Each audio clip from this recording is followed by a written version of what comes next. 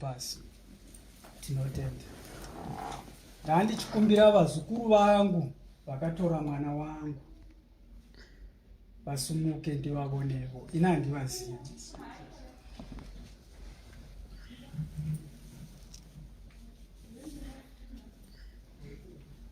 Murume wake ndoupi? Muzukuru, ndinokurombo nezvatakasangana nazvo.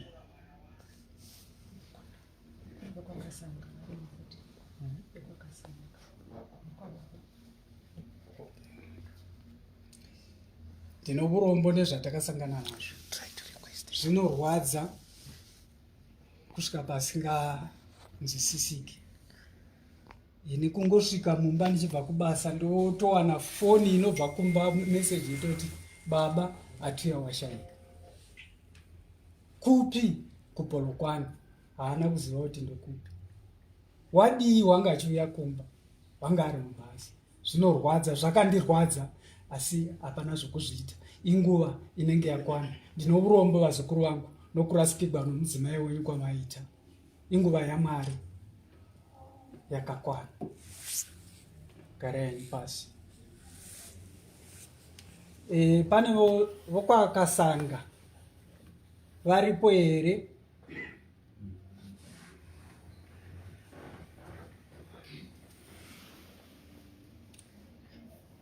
Ndimi vakuwasha vangu. Ndinokurombo vazukuru vangu vakuwasha vangu, kurasikirwa nomwana wenyu pamaita. Zvinorwadza, asi hatina watingazvipa, zvatotiwira. Saka tofana kungochiisa musoro pamwe chete patakaita ikoku, tipedze basa ratakasangana naro irero. Tinotenda hangu, garai pasi.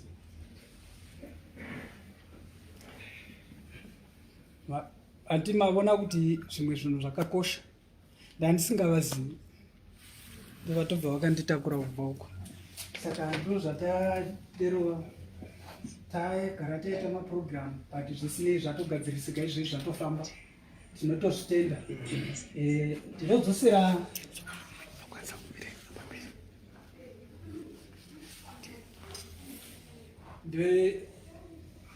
ndingadzosera mashoko kuna mutungamiriri webasa iri achiinda mberi. Ini ndofungidzira kuti ndagumira pano.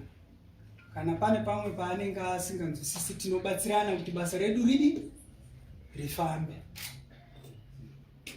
Ndatenda hangu, ngaticheme tine tariro. Ndozvandinokumbira kwatiri tese. Ndatenda.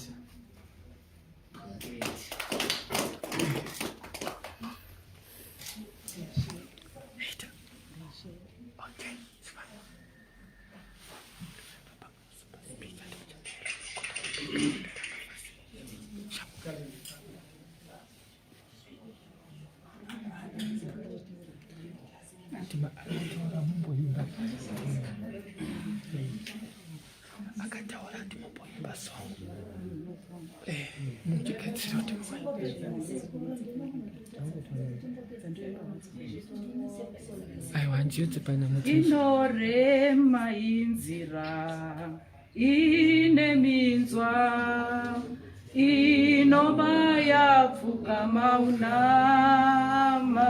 Inorema inzira ine minzwa inobaya pfukama unama.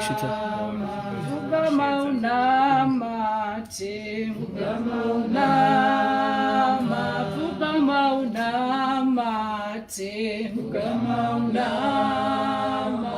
Toifamba senzira ine minzwa inobaya. Pfukama unama, pfukama unama te, pfukama unama, pfukama unama te, pfukama unama te.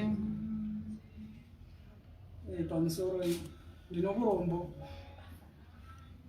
zvinongeta zvinhu zvavana vadoko havana kuzivavo kuti tozvifambisa sei toita sei. Tadai taita programu yedu yakanaka izvezvi tine shoko redu ratiri kuwana but hatina kana bhuku kana chii hatina.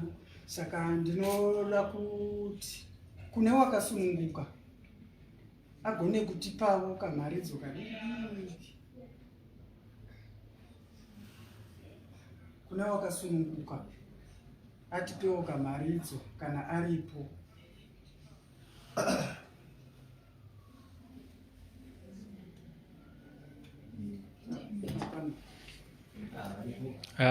Sheikh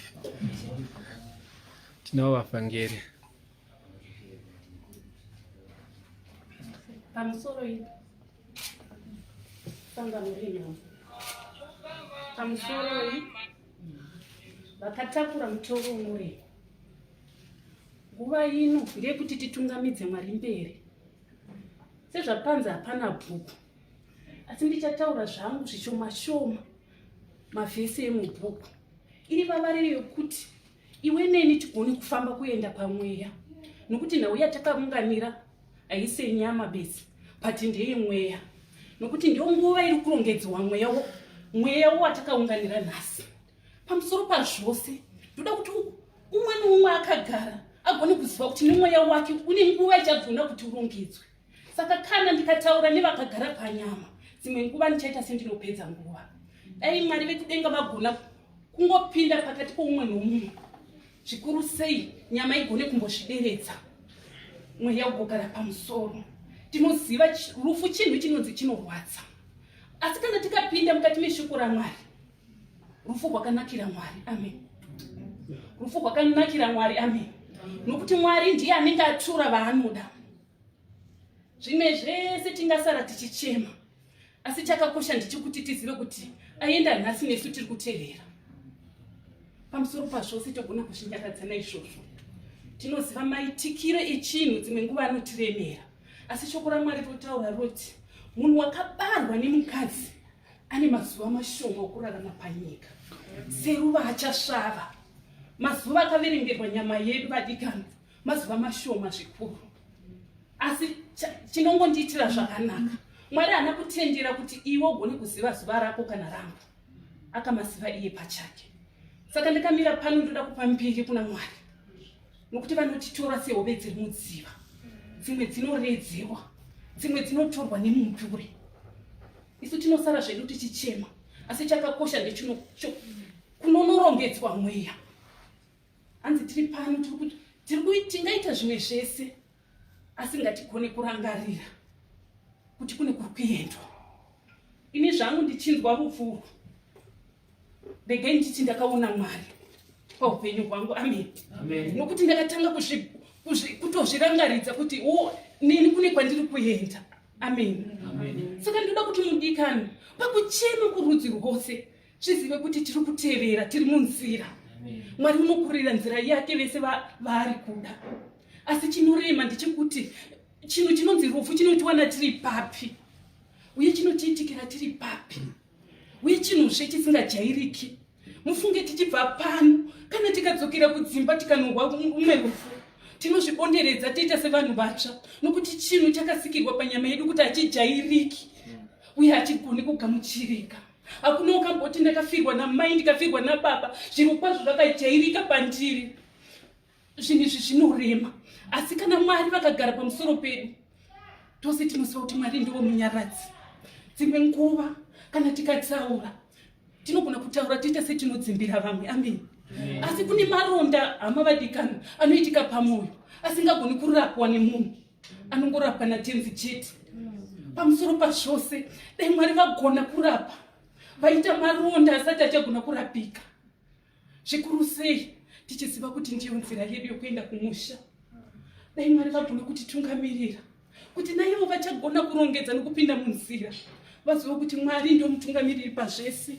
Zvikuru sei nyangwe ivo Mwari pachavo vavhare miromo yevasingagoni kutaura, dzive mbeveve chaizvo, vagoshamisa nokushandisa imwe mudziyo mutsva kuti basa ravatanga rigogona kupera. Mwari vachienda mberi noupenyu hwedu.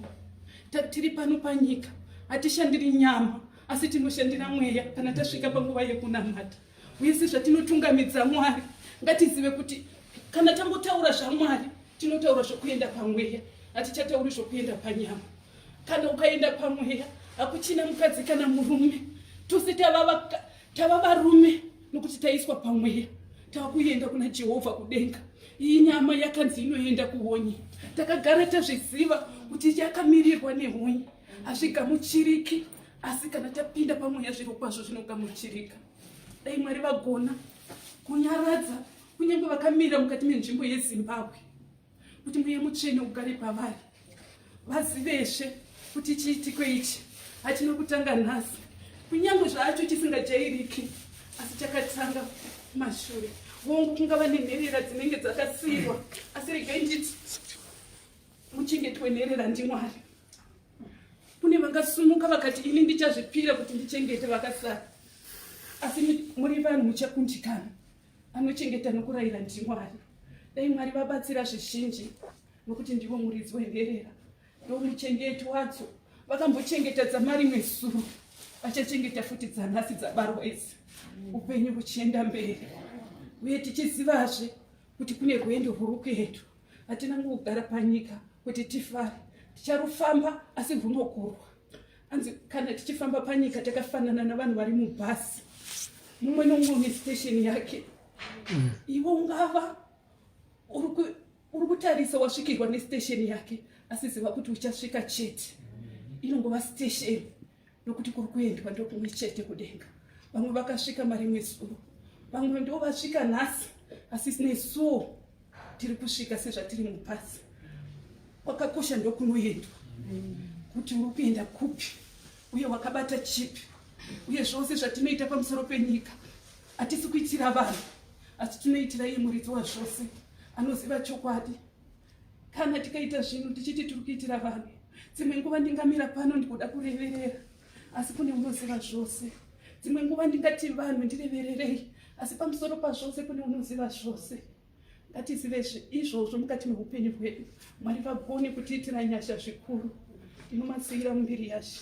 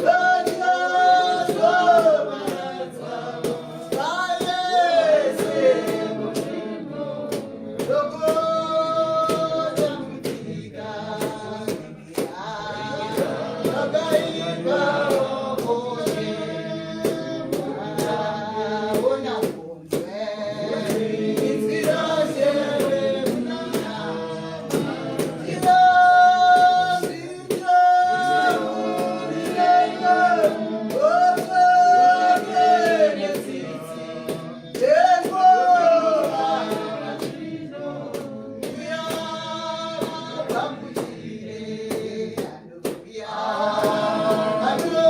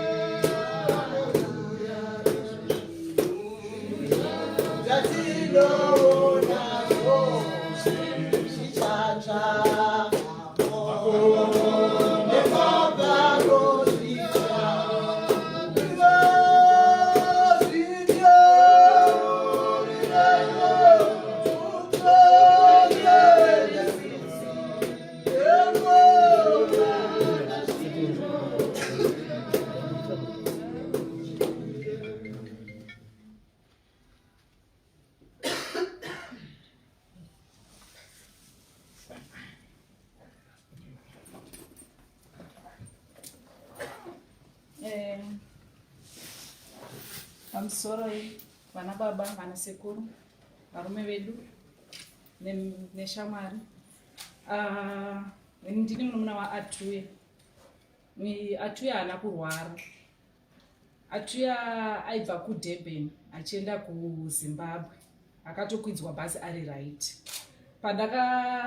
Ndakatanga kureceiva call kubva kubhazi, it was kuma 9, past 9. I'm sure it was 10 past 9 ndichireceiva call. Zvikanzi talent uri munin'ina waAtuya here? Ndikati yes ndini. Zvikanzi sisi vako vakolapsa mubhazi. Chandakangokwanisa kutaura kuti ndokumbirawo muvatori muvaise kuhospital, ndiri kuuya ikoko. Ndakarasira zvinhu zvese pasi zvandaiita, ndikamhanya kuna vamwe sisi vangu vandoshanda navo ipapo. Kati sisi, hanzi sisi vakolapsa, but ndakuita sei ndakumhanya. Zvikati ngachema munhu wakolapsa here? Ndikati matauriro aita driver webhasi hazvina kundipa picture yakanaka. Saka ndakadaro ndobva vanditi imbofona futi kubhazi unzo kuti vari papi usati wasimuka. Ndobva ndafona futi kubhazi, vakatanga vachimbondivanzira vachimboita sei, vachindoti ndikati ndokumbirawo kumbotaura navo. Then vakaramba vakati munhu akakolapsa haasi kukwanisa kuita sei kutaura. Saka akazotipa paya unoti ndanetseka ndakutoda kusimuka. Ndopa akati tade ndatidi kuvanzira, sisi vako hakuchina vashayika. Saka kushayika pandakazosvika iko tazobvunzwa kuti ko chii chakaitika. Hanzi vakatanga kuti hana yangu iri kurova. Then ndobva vati ndiri kunzwa kutsva. Vakatomboburuka mubhazi vakatomboenda kutoilet vakadzoka vakarara pasi. Then vakazorutsa, vairutsa yellow. Ndobva mafiro ava havana kugara vaenda kuna doctor. Saka takazoita postmortem Wednesday. Then postmortem ndo yakatiti vakazotudza kuti heart failure. Vakaitikira kuMarlborough. Vakadonhera kuMarlborough, bhazi raibva kuDurban N11. N1. Durban yakanokudibudzirana N11. Yeah. Saka panonzi paMarlborough ndopa vakadonhera. Vakangofira ipapo. Saka takangozoendawo kungonoonawo munhu wanga afa. Pasina hapana tsananguro yekuti tingati vakarwara it's heart failure. Yakangobatawo hanzi zvakaitika within 1 hour. Zvakangovabata ipapo ndobva zvati vatongofira ipapo. Ndatenda.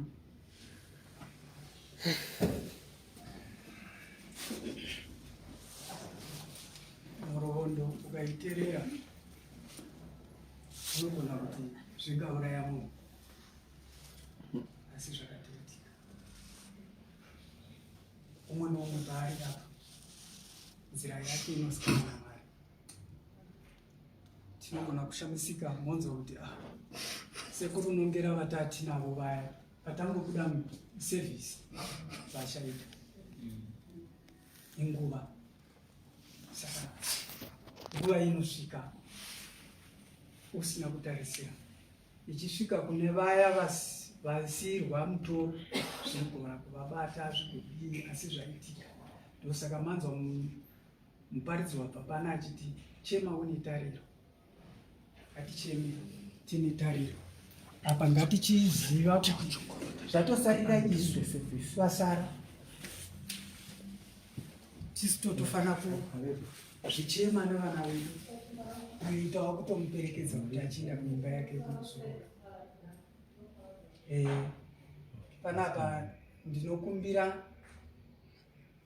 varume vomuzukuru wangu vawane mashoko maviri avangati pavo ndovavagere nomuzukuru wedu kwenguva yakareba. Pamwe vanogona kuti waikamina gumbo raingochema, toziva kuti pamwe zvakabva nokugumbo zvikazondomubatira apa.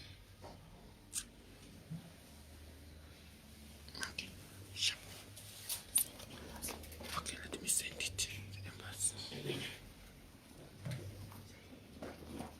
Pamusoro kana sekuru kana mbuya madzimai edu neshamwari dzedu. Ini mbuya ndakavaziya, mbuya ndakagara ndikavaona, ndikaenda kumba, vana vavo vazhinji vanasekuru vangu vanasimba vaisvika kumurwangu kuZimbabwe nemudzimai wangu. Mbuya handina kuona kana dambudziko randinoti rimwe chete, randinoti mumusha medu mune cherehwa rehwacha ndingati mbuya vane zvavakaita, ina handina.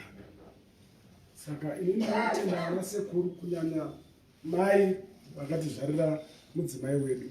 Aiwa sekuru ndinotenda. Dai vadiki kuna mbuya vateera makumbo tsoka dzakafamba nambuya. Mbuya handina kunzwa kana musi mumwe chete hozi ndinotaura nevana ndotaura nevazukuru. Hakuna kana mumwe chete akandiudza kuti ndakonana nambuya.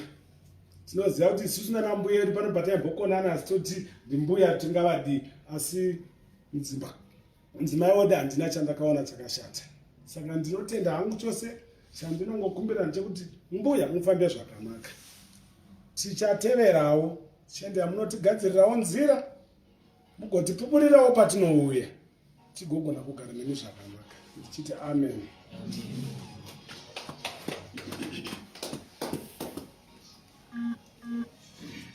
Tinotenda namashoko akanaka. Ukaona ukabara mwana akasvika pakurumbidzwa namashoko akadai navarume vake, tinoti aiwa, tinozvitenda. Pangava neshamwari yomuzukuru wangu inogona kuva ine mashoko 2-3 ainoda kutaura. Ndiro zuva rokupedzisira nhasi.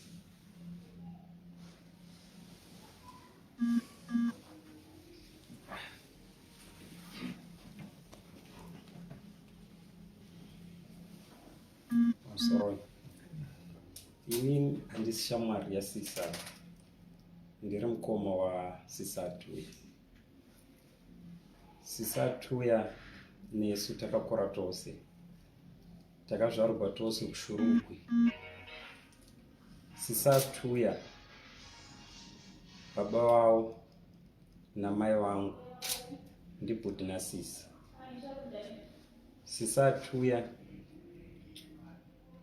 mufamily mababa wao munana sisi vanokwana 4. Baba vasisa Atuya vakashayikira kuZimbabwe. Origin ya baba Atuya nana mai vedu were originally from Malawi. Vabereki vedu vakauya many years ago kuZimbabwe. Baba wangu wakashanda kuZimbabwe for almost 32 years. Vana mai vedu vose vachiri vapenyu variko kuMalawi.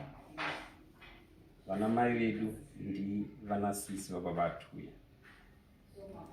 So just to give you a history ya Sisa Atuya. Sisa Atuya vaigara kwainzi railway block kuShurugwi. Ndiko vaishanda baba wavo. Vana baba vedu vaishanda kunzi kupick mine, but mose manga muri muShurugwi. Kukurisa kwaita vabereki vedu, every time, every week, it's either isusu taivisitira vana Sisa Atuya kana kuti Sisa Atuya nana sisi Lusava vauya kwatiri vachiti vakashira. Mufamily medu hatina kukuriswa tichinzi ava vana vasekuru kana kuti ava vana mai guru. Tose takakura sefamily one.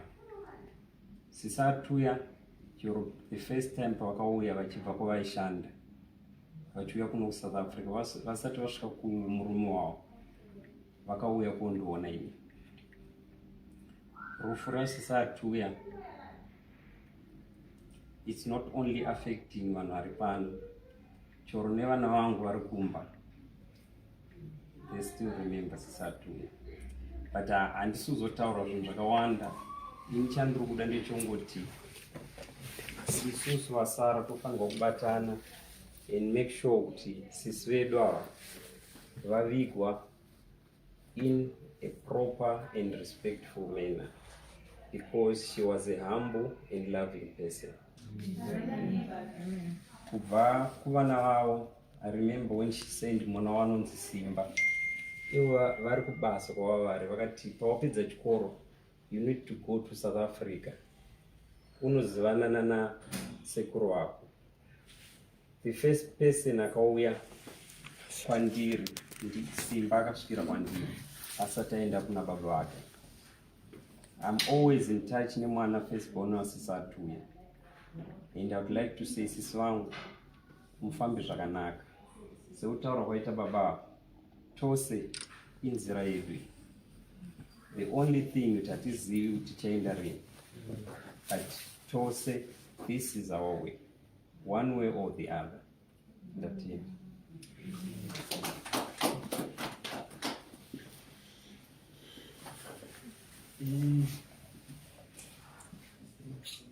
Ndandichitsvaka shamwari yaAtuya azosimuka bhodhi ndisati ndasvika kwavari zvisinei. Saka bhodhi tatopedza hedu tatovanzwa mashoko abhodhi. Shamwari ndoona sokuti kudai inenge isipo iripo. Hapana. Lucy handizivi muzukuru. Kana ungagona kutiwanira shoko kana usina gara pasi. Kana unaro shoko pamusoro pasisi wako ungagona kutipa, asi kana usina hako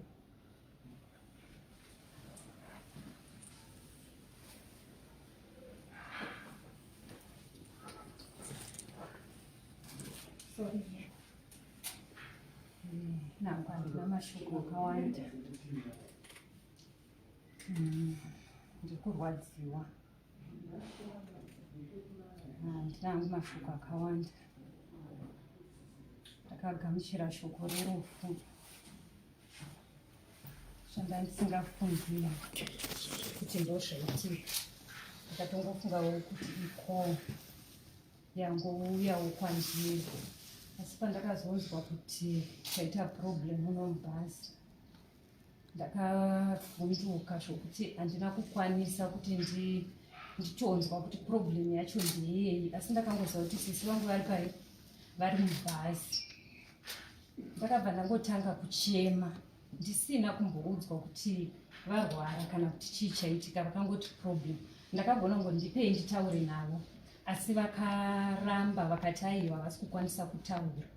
Ndikaramba ndichiedza kuti ndipei nditaure navo, vakaramba. Saka ndakabva ndatoona kuti situation inenge isina kunyatsomira zvakanaka. Ndobva ndatora foni ndichingochema ndichienda kumurungu wangu ndikati taura nemunhu ari kutaura pafoni apa, because handichanzwisisi kuti ari kutaura kuti kudii. Saka murungu wangu ndiye akasitanga kucommunicata nevanhu ivavo. Ndobva vatanga kutaura kusvika vatozongotaura kuti takamirira ambulance. Vagara hapana kana kuita 5 minutes kanzi ambulance yasvika. The ambulance ndovakazoannounce kuti munhu ashaya.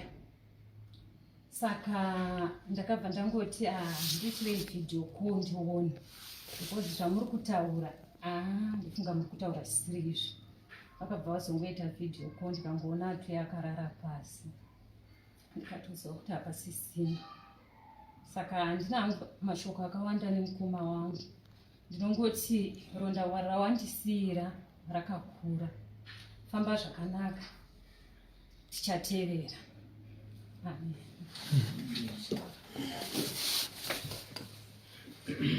tinotenda muzukuru namashoko ako kuna sisi wako. Atinga ndinana mai vaAtuya vana nindiri sekuru asi varipo. Vanangu ndiani angasimuka akataura pamusoro pomwana wake achionekana nemwana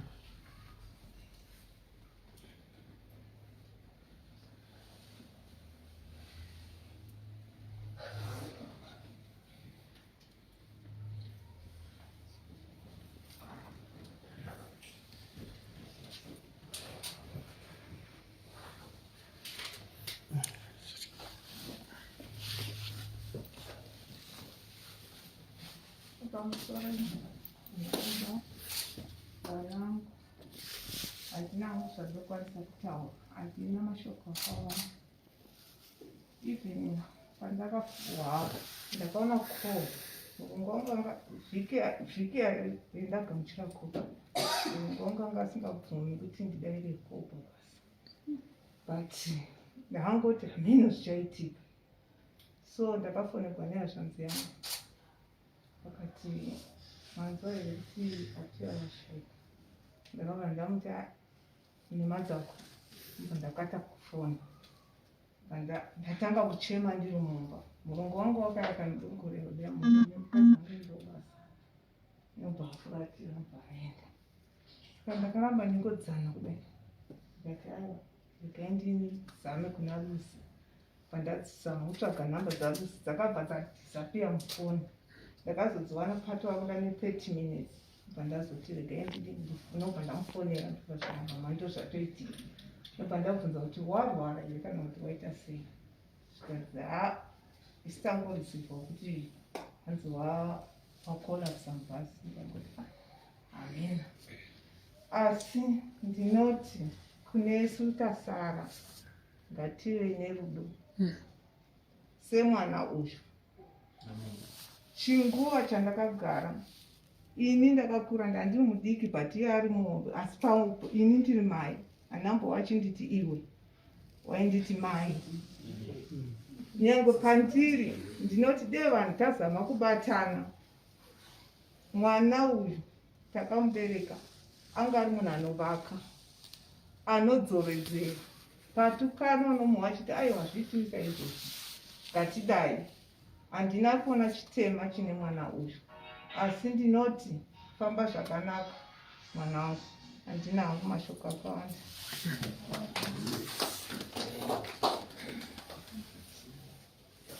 Tinotenda nemashoko amai zvakadini. Panogona kunge pane rimwe divi randasiya zvinovimba. Munogona kungosimuka unohwa kuti aya ini ndasiyiwa saidi rangu, nekuti zvinhu zvee zvichida kuti zvakaisiwa paprogram.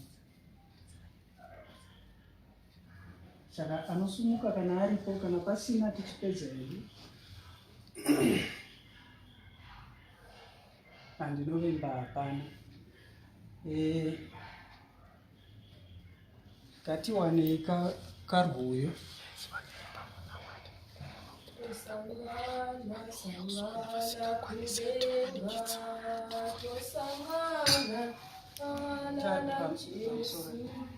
Tikawana rwuyo rweduka tichanamata.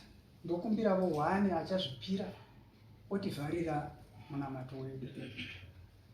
Tapedza kunamata tichaita iye yavanoti board view pachirungu. Asingakwanisi aiwa anoramba akagara, asi anonzwa kuti wakasimba kuuya ouya tovhara. Saka ndinama sangana sangana kudenga tosangana na Jesu, sangana nanoponesi toyenda ikoko toyenda ikoko toyenda ikoko sangana naponesi toyenda ikoko kana nano yoya tenzi wangu vuma itifambelemi kana namo yoya tenzi wangu vuma itifambelemi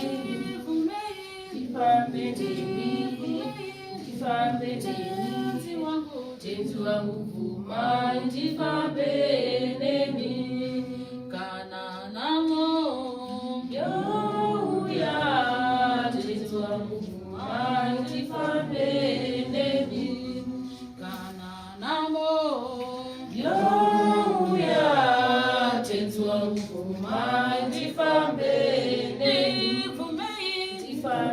ndivumei ndifambe tenzi wangu vuma ndifambe nemi kana namo yauya tenzi wangu vuma ndifambe nemi kana namo yauya tenzi wangu vuma ndifambe ndivumei ndifambe ndivumei ndifambe tenzi wangu vuma ndifambe ndivumei ndifambe ndivumei ndifambe tenzi wangu vuma ndifambe nemi. Katiwane umwe chete anogona kutipawo munamati.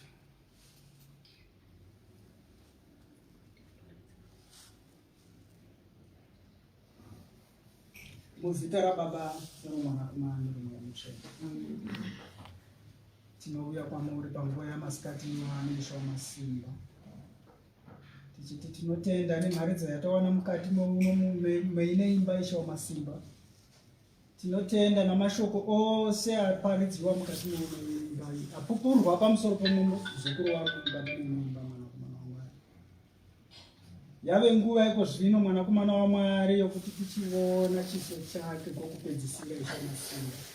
Tinokumbira muchisimbisa vose vachatarisa chiso chake mwana kwokupedzisira panguva iyoyi. Tichisingakangamwi ishawa masimba kuti ivai namai vakabara mwana uyu pari zvino handizivishe kuti makavachengetera pari. Asi imi ndimi munyaradzi wavo ishawa masimba. Tinokumbira munyaradzi mai vakabara mwana uyu. Zvinorwadza asi imi ndimi munyaradzi. Chinyaradzai wose ari mukati meimba, wose wakasangana nedambudziko rakaita saireri mumhuri yose yavakavungana mukati meimba.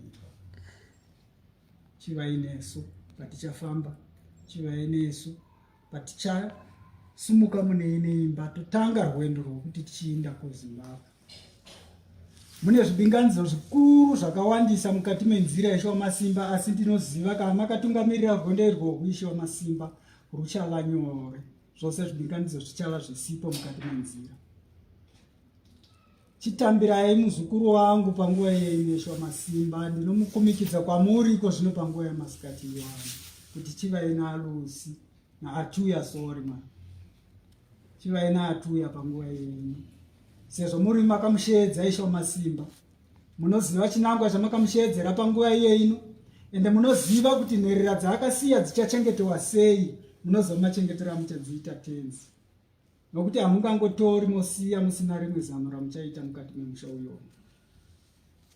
Tinoriisa mukati mamaoko enyu. Musha uyoyo ngauchengetedzwe nemi. Musha uyoyo ngaunyaradze nemi ishawa masimba, nokuti mavadira mvura inopisa asi chivatonodzai murimi panguva yenyu. Zita roMwanakomana kusingateri. Amen.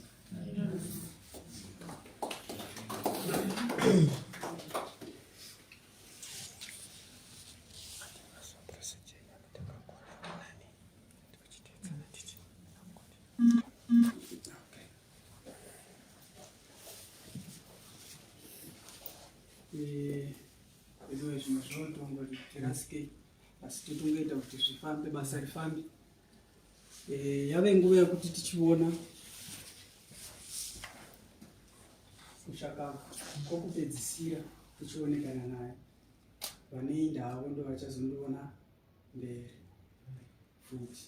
Saka tatichikumbira kuti ndinoda kuremekedza mhuri yokwakasenga Kasanga sorry.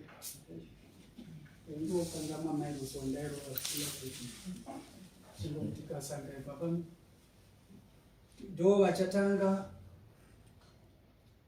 kuuya kuona mwana wavo, kuona kuti ndiye here mwana wavo, kuzotevera murume wake, kuzouyawo isu vanasekuru navana vangu zvose tori Atuya.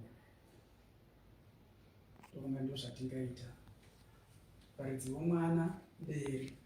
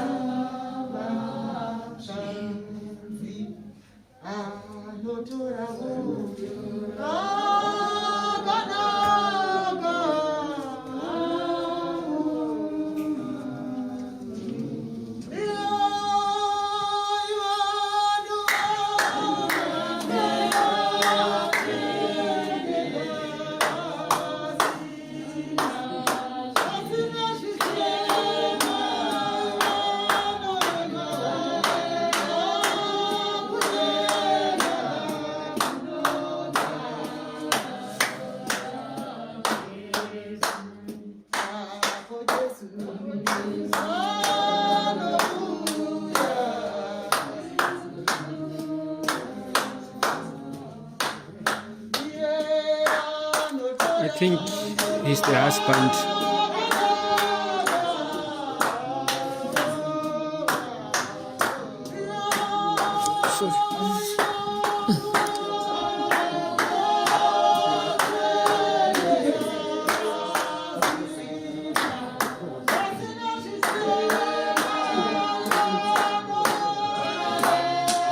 Mapha mkhalo kona. Let him see. Oh, okay. Oh. He's there. Ndiwe murume wachona. He's the husband. The husband.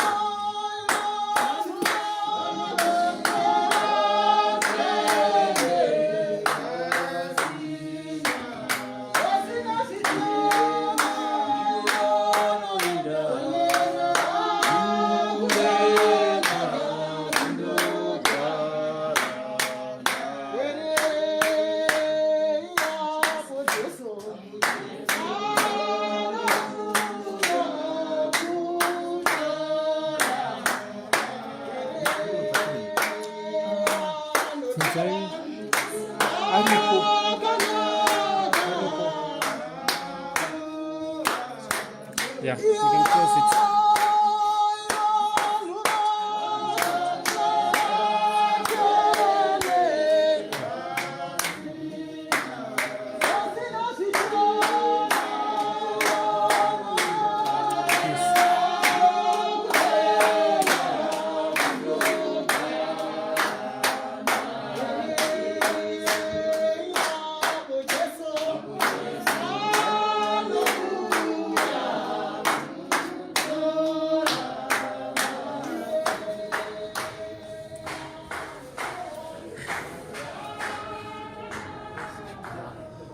Yeah, I think that's how we end the service for today. Thank you very much, those who have been viewing us. You see how emotional it was, especially the time the husband was trying to do the boat viewing. He's a broken man and he can't handle the situation. It's the same kurasikirwa nemudzimai kana kurasikirwa nemurume. It's painful. This family is broken, to be honest. Yeah. Everyone at Khartoum has been affected by the service and so on, including even myself. I couldn't manage to keep on. Yeah, upenyu wachona. brothers and sisters, as we always say, let's preach the message of love. Our gospel of prosperity should not be about money, but about loving one another, supporting each other in times of need and in times of pain. Okay, I'm not going to remove the live broadcast. You know, Mona Afa Achirwara, at least I think the last word to the family. But this woman, she collapsed in the bus. That's how it happened. Medical report yakataura heart failure, heart attack within an hour. So tinokonamata kuti ngativanamatire kuti vasimbe nguva dzakadai. Special thanks to all the family members, friends that have supported this family in this difficult moment. It's not easy at all. This is life. Life is unpredictable. You never know what happens tomorrow. Let's remain united as Zimbabweans. Friends have come from different places just to say goodbye to the deceased. That's love. The body is going to leave for Zimbabwe in the next 30 minutes. It's going to be the husband and the sister of the deceased. Those are the two people who are going to accompany the body to Zimbabwe. It's not easy at all, guys. Caring, knowing that you are going somewhere. The person you used to travel with from Zimbabwe to South Africa, it was husband and wife. Now we are talking about a journey whereby your wife is in a trailer and you are heading to Zimbabwe. This is the current situation at the moment. We pray that God will strengthen the family. I always tell you guys, if you've got a brother or a sister that you haven't spoken to for a while, after this life, just humble yourself and make a phone call. You haven't spoken to your mother, your father, your uncle, your aunt, your friend, because maybe he did this, she did this, and so on. The time that you are going to think about phoning that person is going to be too late. It's time for us to preach the message of love, forgiving each other, because Neso Atisive. I was with the family there to the mortuary. They saw there are many bodies they're piling up that are waiting to be repatriated to Zimbabwe. Vanhu vakangoita usemi muri kuacha video, vanhu vakaita seni. So ngatirarame with a very good relationship naMwari. So may the Lord bless you guys. The family members, the family has paid the money, they've contributed, they've got their uncle, friends, we have supported this family. Thank you very much, guys. It touches me when I see people contributing money for the funerals, guys. Imari inobva mukurwadza, a sacrifice. Azhinji unongosina kuibudgeta, then all of a sudden you have to contribute money for the person to go to Zimbabwe. Everyone who has contributed the money, the uncle in Germany, I tell you, things have not been going well for this family. They've buried many family members the past 3 or 4 months. And when they phoned me telling me that Mr. Monet, we've got a problem again, I was really shocked. They are going through a very difficult moment. But one thing I know about this family, they are prayer warriors, they love God, and yeah, the Holy Spirit will comfort them. So yeah, we are going to end this live today. We've got other funerals that are going to take place, some bodies that we are going to repatriate. It's life, guys. I know you guys, some of you are enjoying your weekend. You've got made plans that tomorrow I'm going to see my friend, I'll be watching soccer. There are families that they are waiting to bury their loved ones. They are not enjoying this weekend. Something happened to them. So for you guys to be alive, for having a smile in your face, you really need to thank God for that. May the Lord bless you. Yes, I'm not going to delete the live. I know they are also have got some family members outside the country in Zimbabwe who wants to watch the whole process, so we're not going to it. If you need assistance, you've lost your relatives in South Africa, you are more than welcome to contact us. We work together as a family. When you come, you call me, you say, Mr. Monet, let's talk. We sit down, we talk, we find another way of helping each other. I know there's a family in Middelburg. They've got a serious problem. There was an accident from Johannesburg to Mpumalanga, and unfortunately, mwana akashaika. The mother is serious, is in ICU. To what the family has told me, the child passed away, and the family is really struggling to raise the money for the repatriation to Zimbabwe. They've told me that they only have got 6,000 rands that they have, and they don't have anything at the moment. They asked me last night and said, Mr. Munetsi, this is what we can raise. We don't have money, but we want to repatriate the child. The mother is still in the hospital, but the people who saw the mother before on the visiting, she asked vanhu because pavakatanga kutaura nesuro ndobva abvunza vanhu kuti ko mwana wangu ari sei, vanhu nesu vakangoti ari right. She is still in hospital. She doesn't know that the child passed away. So they've got a challenge. I told them to come to see me and see how best we can help. But sometimes also the resources are limited. We try our best to assist where we can't. We can't. So if you want to assist this family, we can give you their contact number, and then you can always talk to them. And yeah, we will do, if we have to do the repatriation, we'll cover the full proceeding of the funeral from Mpumalanga to repatriate the body to Zimbabwe. So we'll end it for today, and may the Lord richly bless you. Those who have been watching this live, can you also share with your fellow brothers and your fellow sisters, please. And tomorrow we'll be in Hebrew. I'm going to meet the blind people, the disabled people. They've also requested us to assist them with food and etc. So that's what we are going to do tomorrow with my team. We'll go and buy them food and see how best we can assist. These are our fellow brothers and sisters from Zimbabwe. They've been struggling financially, and we have decided to put something on the table for them. So we're going to cover the program. Anyway, thank you very much.